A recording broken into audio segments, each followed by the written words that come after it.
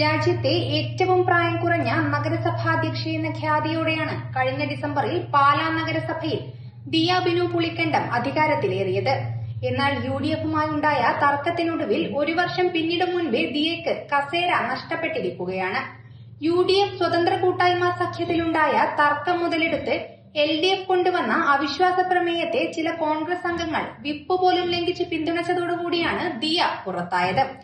നഗരസഭാ തിരഞ്ഞെടുപ്പിൽ LDFനും UDFനും കേവല ഭൂരിപക്ഷമില്ലാതെ വന്നതോടുകൂടിയാണ് സ്വതന്ത്ര സ്ഥാനാർത്ഥികളായി മത്സരിച്ച ബിനു പുളിക്കണ്ടവും മകൾ ദിയ ബിനു പുളിക്കണ്ടവും ബിനുവിന്റെ സഹോദരൻ ബിജു പുളിക്കണ്ടവും UDFുമായി കൈകോർത്ത് ദിയയെ ചെയർപേഴ്സണായി ഭരണത്തിലേറ്റിയത്.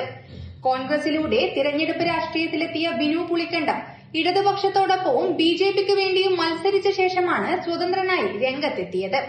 തദ്ദേശ തിരഞ്ഞെടുപ്പിൽ ഇത്തവണ പാലായിൽ UDFന് ഭരണമുറപ്പിക്കുന്നതിന് പുളിക്കണ്ടം കുടുംബത്തിൽ നിന്ന് വിജയിച്ച 3 പേരുടെയും പിന്തുണ ആവശ്യമായിരുന്നു. ഏറെ ദിവസത്തെ ചർച്ചകൾക്ക് ശേഷം ബിനു പുളിക്കണ്ടം UDFന് പിന്തുണ പ്രഖ്യാപിക്കുകയായിരുന്നു.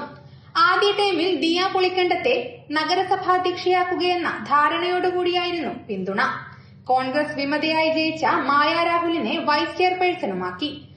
ബിനു പുളിക്കണ്ടവും ദിയയും ബിജുവും മത്സരിച്ച വാർഡുകളിൽ UDF സ്ഥാനാർത്ഥികളെ നിർത്തിയിരുന്നില്ല. അതിനാൽ തന്നെ ജയിച്ചു കഴിഞ്ഞാൽ ഇവരുടെ പിന്തുണ UDFനാകുമെന്ന് പ്രതീക്ഷിക്കുകയും ചെയ്തിരുന്നു.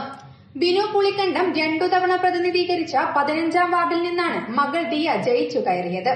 മദ്രാസ് ക്രിസ്ത്യൻ കോളേജിൽ നിന്ന് ഇക്കണോമിക്സിൽ ബിരുദം പൂർത്തിയാക്കിയ ശേഷം MBA പഠനത്തിന് ഒരുങ്ങുന്നതിനിടയിലാണ് ദിയ തിരഞ്ഞെടുപ്പ് ഗോതയിലിറങ്ങിയത്.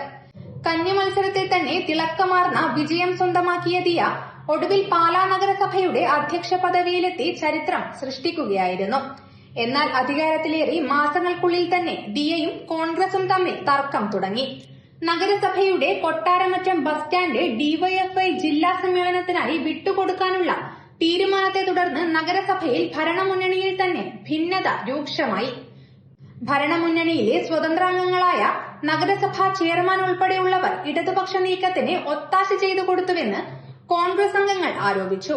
സ്വതന്ത്ര കൂട്ടായ്മയുമായി ഇനി ഭരണത്തിൽ യോജിപ്പിനില്ലെന്ന് കോൺഗ്രസ് അംഗങ്ങൾ പ്രമേയം പാസാക്കുകയും ചെയ്തിരുന്നു. പിന്നാലെയാണ് LDF അവിശ്വാസ പ്രമേയം കൊണ്ടുവന്നത്. വിപ്പ് ലംഘിച്ചെത്തിയ ചില കോൺഗ്രസ് കൌൺസിലർമാരും വിമതയായി വിജയിച്ച മായ രാഹുലും LDF അവിശ്വാസത്തെ പിന്തുണച്ചു. DCC തീരുമാനം അവിശ്വാസ പ്രമേയത്തെ എതിർത്ത് വോട്ട് ചെയ്യാനായിരുന്നു.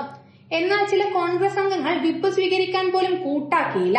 4 കോൺഗ്രസ് അംഗങ്ങൾ പാർട്ടി തീരുമാനം ധിക്കരിച്ച് നഗരസഭയിലെ വോട്ടിംഗിൽ പങ്കെടുത്ത് പ്രമേയത്തെ അനുകൂലിച്ചതോടെയാണ് ദിയ പുറത്തായത്. News bureau, Kannur media.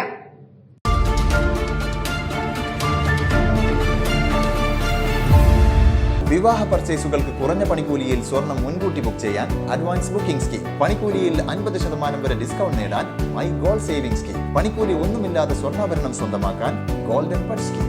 എന്നും വിശ്വസ്തയോടെ സ്വർണം സ്വന്തമാക്കാൻ ആരാധന ജ്വല്ലറി, കുവൈറ്റ് ആൻഡ് കണ്ണൂർ.